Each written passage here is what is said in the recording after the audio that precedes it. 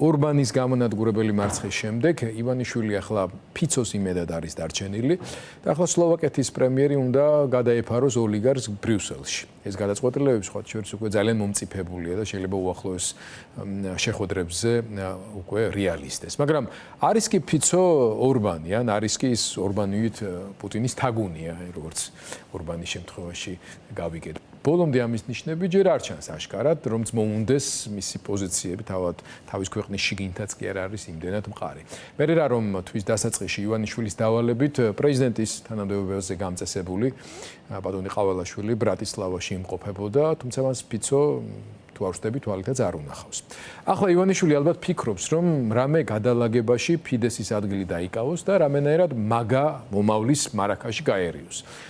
ამ თემაზე ახლა ვაშინგტონიდან ჩემი კოლეგა Independence Avenue Media's თანადამფუძნებელი და აღმასრულებელი რედაქტორი ქართლოს შარა შენინძე ჩაგვერთვება და რეგიონში მიმდინარე ცვლილებების ფონზე საქართველოში არსებულ ვითარებაზე ამერიკის საგარეო პოლიტიკის გავლენიანი პირების კომენტარებსაც მოგვასმენინებს. მე ქართლოს პირველ რიგში მივესალმები და გისმენთ.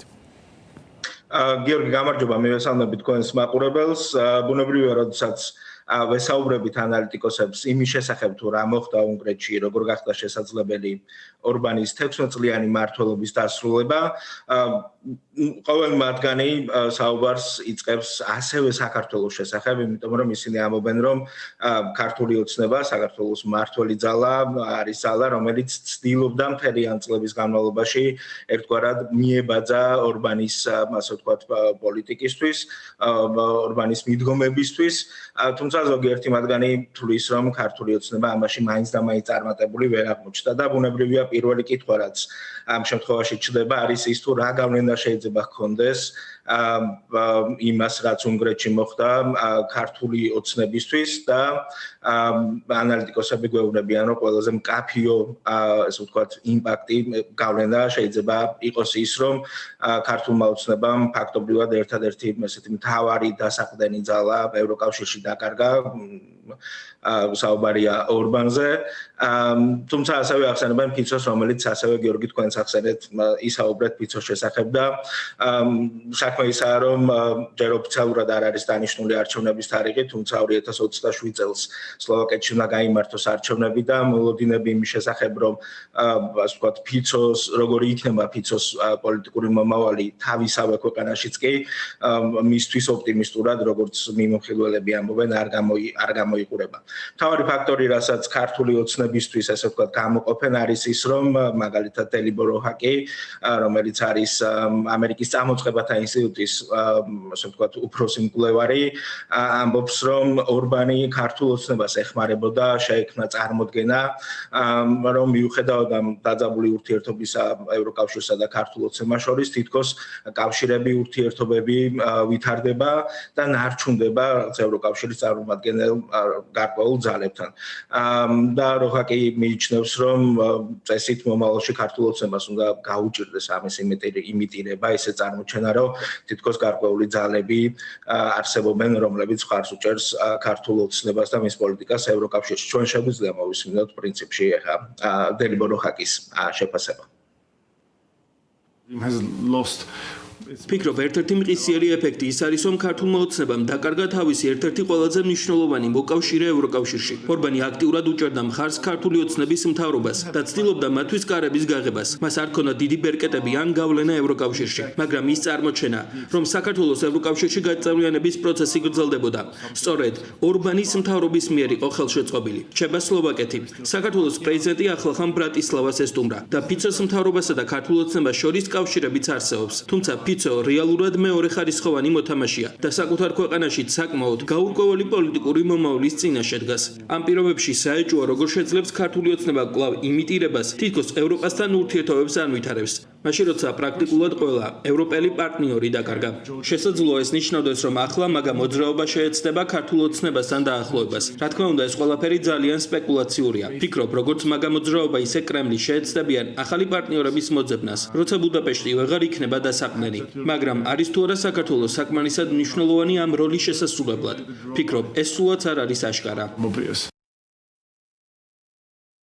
შეგვიძლია თუ არა ქართული ოცნება ერთგვარად ჩაანაცვლოს ასე ვთქვათ ორბანი ამ რეგიონში როგორც როჰაკი ამბობს ეს საკმაოდ ჩორსაა სიცხადისგან და ამას ბევრი ფაქტორი განაპირობებს თუნდაც ისიც რომ საქართველოს ჯერ არ არის ევროკავშირის წევრი და მას არ აქვს ის ბერკეტები რაც შეიძლება ორბანს გამოეყენებინა ასე ვთქვათ ამ ბლოკის შიგნით ზოგადად როდესაც საუბარია ამის შესახებ თუ როგორ გახდა შესაძლებელი 16 წლიანი მმართველობის დასრულება ორბანის ანალიტიკოსები ამ ბოლო დღეებში ხშირად ამბობენ რომ ამ 16 წლის განმავლობაში ორბანმა და მისმა მმართველმა პარტია ფიდესმა ესე ვთქვათ ერთგვარი კოლონიზაცია მოახდინეს ქვეყნის ინსტიტუტების და დღეს უკვე ახალი არჩეული მთავრობა პარლამენტი და მომავალი პრემიერ-მინისტრის გამოწვევას ხედავენ როგორც არა 4 წლის გამოწვევას არამედ თაობათა გამოწვევას და უნგრეთს მოუწევს ორბანის მემკვიდრეობის დასაძლევად ასე ვთქვათ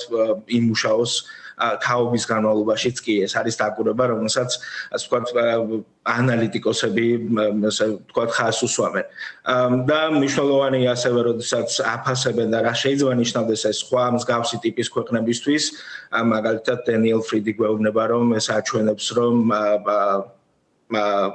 რუსეთის მხარდაჭერაც კი მსგავსი ქვეყნების მიმართ არის არაეფექტური და მისი დაკვირვებით იგივე ასე ვთქვათ ნაციონალისტური მემარჯვენე რიტორიკაზე დამყარებული ძალების ასე ვთქვათ გამოცდა უკვე ჩვენ ვიხილეთ რუმინეთში მოლდოვაში ასევე როგორც ის აკვირდება ნაკლები წარმატება აქვს ასე ვთქვათ ცენტრალური ევროპის ქვეყნებში და ამბობს რომ მოლოდინი რომ მემარჯვენე ნაციონალისტური ულტრამემარჯვენე ნაციონალისტური ასე ვთქვათ ტალღა არის მომავლის ტალღა გადაჭარბებული აღმოჩნდა ამ დროისთვის თუმცა ასევე მნიშვნელოვანია რომ ანალიტიკოსები იგივე მადიარისა და ორბანის შემთხვევაში ხაზს უსვამენ იმას რომ მადიარმა შეძლო რომ ორბანი საკუთარ ველზე დაემარცხებინა ეს არ იყო რაღაც მემარცხენე ალტერნატივა ორბანის მემარცხენე ალტერნატივა ის არის გამარჯვებული მადიარი არის ცენტრისტული მემარჯვენე ფიგურა რომელიც ხშირ შემთხვევაში ასე ვთქვათ ორბანის პოლიტიკურ რიტორიკას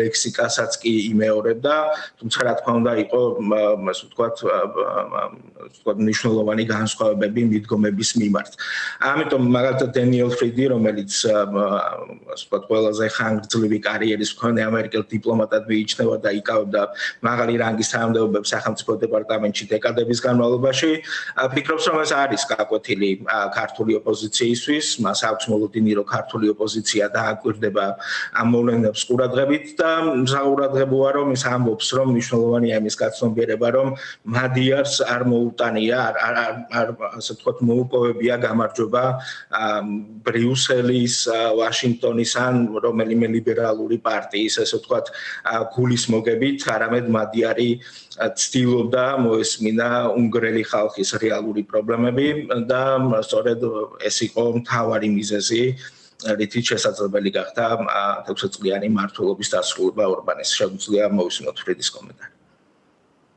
The anti-liberal nationalist movements. მოსაზრება რომ ანტილიბერალური ნაციონალისტური მოძრაობა მომავლის ტალღაა გამოიცადა. ეს უნგრეთამდე გამოიცადა რუმინეთში, მოლდოვაში. ამან ასევე აჩვენა რომ ამ ძალებისთვის რუსეთის მხარდაჭერა ეფექტიანი არ აღმოჩნდა. რას ნიშნავს ეს ავტორიტარული ქვეყნებისთვის? ცხადია, ქართული ოპოზიცია ამას ყურადღებით დააკვირდება. მნიშვნელოვანია გვახსოვდეს, რომ უნგრეთში ოპოზიციის გაერთიანებას დრო დაჭირდა. მომავლის გარდაუვალ ტალღად ავტორიტარი ნაციონალისტების წარმოჩენა კი გადაჭარბებული აღმოჩნდა. უნგრეთში განვითარებული მოვლენები საქართველოსთვის ნიშნავს, რომ შესაძლებლობა იხსნება პოლიტიკური მოძრაობისთვის, რომელიც მომართული იქნება იმ პრობლემებზე, რომლებიც ქართველებს ნამდვილად აწუხებთ. პიტერ მადიარს გამარჯვება არ მოუპოვებია ბრიუსელის, ვაშინგტონის ან ლიბერალური პარტიების გულისმოგებით. მან გამარჯვება მოიპოვა იმ საკითხებზე დაუღალავი ფოკუსირებით, რომლებიც უნგრელებისთვის მნიშვნელოვანი იყო ბუდაპეშტსა და მის ფარგლებს გარეთ. ფიქრობ, სწორედ ეს არის გაკვეთილი, რისი მიღება შეიძლება. ფოკუსირდით საკუთარი ქვეყნის პოლიტიკაზე. ამის თქმა მარტივია, შესრულება კი რთული. უნგრელებმა ორბანისა და ფიდესის მიმართ რუსეთის მხარდაჭერა ორბანისთვის ელექტორალურ კატასტროფად აქციეს. ისინი 1956 წლის სლოგანებს სკანდირებდნენ. რუსებო წადით სახლში. ეს გარკვეულწილად საქართველოსაც ეხება. რუსეთს ომი ჰქონდა საქართველოს წინააღმდეგ. ოკუპირებული აქვს მისი ტერიტორიები და მხარს უჭერს ქართულ ოცნებას. ეს რაღაც ეტაპზე ქართული ოცნებისთვის შესაძლოა პრობლემად იქცეს. თუმცა უნდა გვახსოვდეს, მადიარს არ გაუმარჯვებია ანტირუსული პლატფორმით. ეს ერთგვარი დანამატი იყო იმ პრობლემებზე, რაც უნგრელ ხალხთან კომუნიკაციით გამოიკვეთა. ასე რომ ორბანის უნგრეთი ასე ვთქვათ დასრულდა, ორბანის ერა უნგრეთში დასრულდა და ეხლა ასე ვთქვათ არსებობს უფრო დიდი მოლოდინები იმის შესახებ თუ როგორ განვითარდება ქვეყანა მომავალში და ბუნებრივია უპირველესი ასე ვთქვათ გავლენა სადაც რაც ელოდებიან რომ შეიძლება მოხდეს სად შეიძლება ასე ვთქვათ ვიხილოთ მთავარი და მყისიერი გავლენები ეფექტი არის უშუალო სამეზობლო რეგიონი და ბუნებრივია ევროკავშირში ის თუ როგორ იმოქმედებს ევროკავშირში უნგრეთი ახლა უკვე ასე ვთქვათ ორბანის შემდეგ. ქართლოს ძალიან დიდი მადლობა. ძალიან საინტერესო იყო განსაკუთრებით ეს დენ ფრიდის ბოლო შენიშვნები მადიარის წარმატების ფორმულაზე. საქართველოში ბუნებრივია ამ თემის განხილვა აქტიურად მიმდინარეობს, მაგრამ ბოლო კითხვა მინდა დაგისვა და რომელიც დაშორებულია ქართულ სპეციფიკას ამ შემთხვევაში. ორბანი არ იყო მარტო ასე ვთქვათ რუსეთთან ან ჩვენს რეგიონთან მიმართებაში აქტუალური ფიგურა. შეიძლება ითქვას, რომ აი ორბანიზმის, გარკვეული გაგებით ტრამპიზმის ევროპული ლიდერი, ევროპელი ასე ვთქვათ მოძრაობის ლიდერი იყო.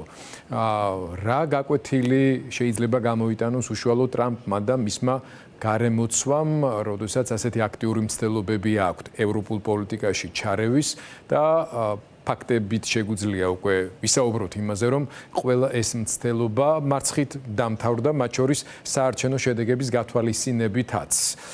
რა შედეგები შეიძლება მოყვეს ტრამპის პოლიტიკის კორექტირებაში ევროპასთან მიმართებაში?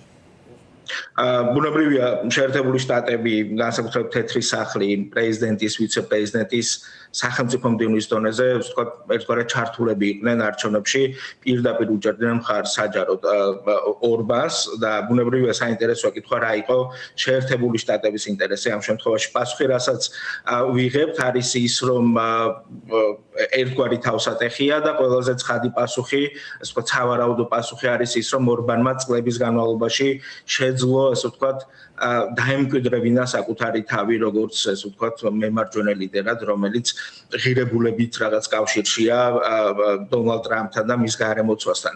ჩვენ ვიხილეთ სხვადასხვა პრეზიდენტ ტრამპის განცხადება არჩევნების შემდეგ მან ხაზი გაუსვა რომ ეს არ იყო მისი არჩევნები. მე იმდენათო ღრმა თუ არ ვიყავიო ჩართულიო ამ პროცესში, უბრალოდ გულშემატკივრობდი, იმიტომ რომ ორბანი კაი კაციო.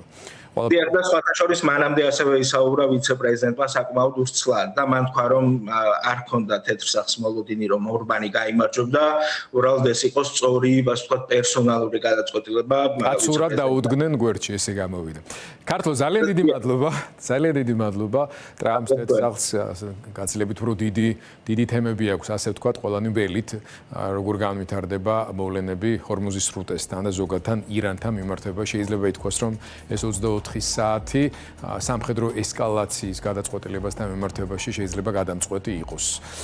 დიდი მადლობა უთხრათ ქართულ შარშენიძეს, მადლობა მას ვაშინგტონი იყო ახლა ჩვენთან კავშირზე.